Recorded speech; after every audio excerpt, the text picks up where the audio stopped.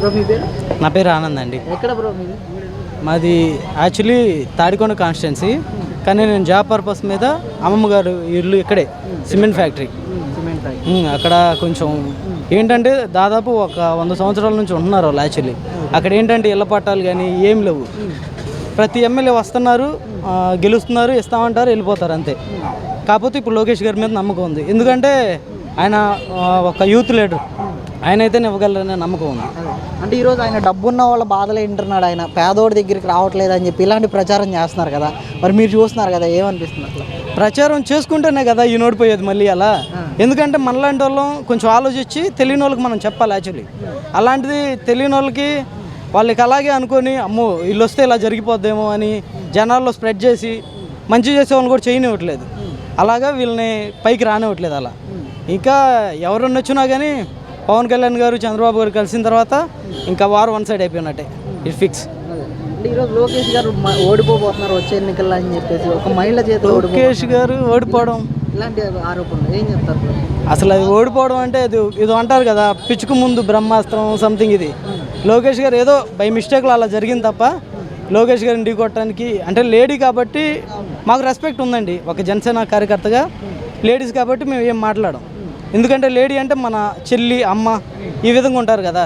అది మా జనసేనలో మా గురుగారు మా అన్నయ్య మాకు నేర్పించారు. ఆడపిల్ల కాబట్టి మేము ఏం మాట్లాడలేదు. అదే కమల్ హాసన్ గురించి అయితే గట్టిగా మాట్లాడతాం. అంటే ఈరోజు ఆయన వైసీపీకి మరలా వచ్చారు, కాంగ్రెస్ నుంచి మరలా వైసీపీకి వచ్చి ఈరోజు నన్ను నమ్మండి, నేను నిలబెట్టిన అభ్యర్థికి మద్దతు ఇస్తాను, మీరు నిలబెట్టిన ఇలాంటి మాటలు చెప్తున్నారు. మరి ఆయన నమ్మే ప్రసక్తి ఉందంటారు ఏంటి? ఇప్పుడు స్పీడ్ బ్రేకర్ ఉందనుకోండి అండి, మనం పడిపోకుండా ఉండటం కోసం అలా కొంచెం స్లోగా వెళ్తాం, ఫాస్ట్గా వెళ్తాం. అసలు అది అర్థం లేకుండా ఎందుకు వెళ్తారో వాళ్ళకే తెలియదు. మళ్ళీ నేను వచ్చి మీకు మద్దతు ఇస్తా ఏమో బుర్రున్న ఎవరైనా దీన్ని అయితే యాక్సెప్ట్ చేయరు. పాప ఆయన ఓడిపోయినా కానీ లోకేష్ అన్న ఎక్కడ ఉండి జనాలందరికీ హెల్ప్ చేసుకుంటా అసలు ఇలా ఎవరు ఉండరు. యాక్చువల్లీ ఆయనకి ఏంటండి ఎక్కడ నిలబడినా కానీ వాళ్ళ డాడీ ఫేస్ చూసి ఓట్లు పడతాయి. ఇప్పుడు ఈ సీఎం అయినా ఎలా అయ్యారు, వాళ్ళ డాడీ చూసే కదా. అలాగే లోకేష్ గారికి ఏం తక్కువ, కంపల్సరీ లోకేష్ గారు గెలుస్తారండి. అంటే ఎలా అనిపించింది? జగన్మోహన్ రెడ్డి గారు చెప్తున్నారు ఈరోజు యువత మొత్తం ఆయన ఆదర్శంగా తీసుకున్నారు అని చెప్పేసి. యువత అనేది జగన్మోహన్ రెడ్డి గారు పక్కన ఉన్నారనేది అందరూ అనుకుంటున్నారా? అంటే అదొక ప్రచారం అండి అంతే. అసలు యూత్ అంటేనే ఉండేది ఇంకా చెప్పక్కర్లా, ఈ ప్రపంచంలో అందరికీ తెలుసు యూత్ అనేది ఉండేది పవన్ కళ్యాణ్ పక్కన. ఆయన ఏది చేస్తే ఆయన ఇది అని చెప్పారంటే మేము దాని వైపే ఉంటాం.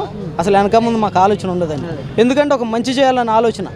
కోట్లు ఖర్చు పెట్టి సినిమాలు చేసి జనాలకు పెడుతున్నారండి. అలాంటిది ప్రజల డబ్బులు ప్రజలకు ఎందుకు ఖర్చు పెట్టరు? ఒక చిన్న లాజిక్ అండి, బాకీలు చేసి మనకు అప్పులు చేసి అభివృద్ధి అనేది కరెక్ట్ కాదు.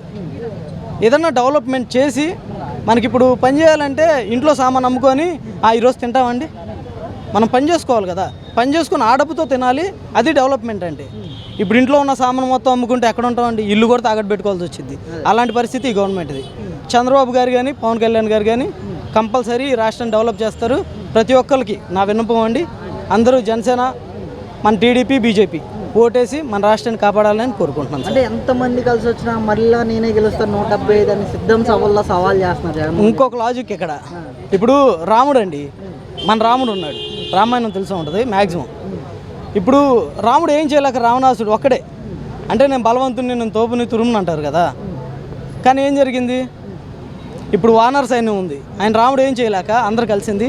ఎప్పుడైనా ఒకటండి, ఒక దుర్మార్గుడిని ఎదుర్కోవాలంటే దేవుళ్ళందరూ అవుట్ అవ్వాలి, అది కంపల్సరీ. అంటే వానర సైన్యం అంటే హనుమంతుడు, వాళ్ళంతా ఏం చేయలేక ఒక్క చిన్న లాజిక్ ఈజీగా అయిపోద్దండి.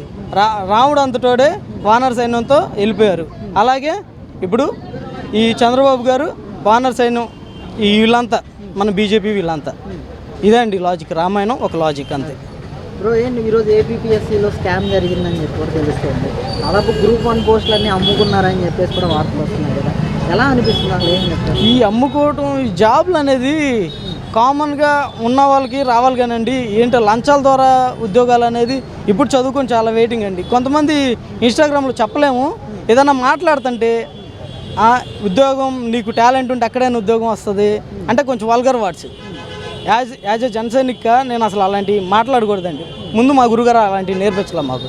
పద్ధతిగా మాట్లాడాలి, మీరు సమాధానం చెప్పండి. సరే మాకు ఇది వచ్చింది మీకు రాలేదా, ఇదో మాట్లాడాలి. కానీ ఏదన్నా మాట్లాడుతుంటే ఇలా వల్గర్గా మాట్లాడుతున్నారు. దానికి సమాధానం చెప్పడానికి చేదవట్లేదండి.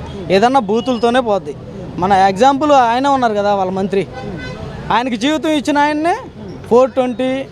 అసలు చంద్రబాబు గారు నన్ను రేంజ్ అయ్యండి అయింది. ఎవరన్నారు మీకు తెలుసు, గుట్కా అంటారు ఆయన ఎవరో మరి.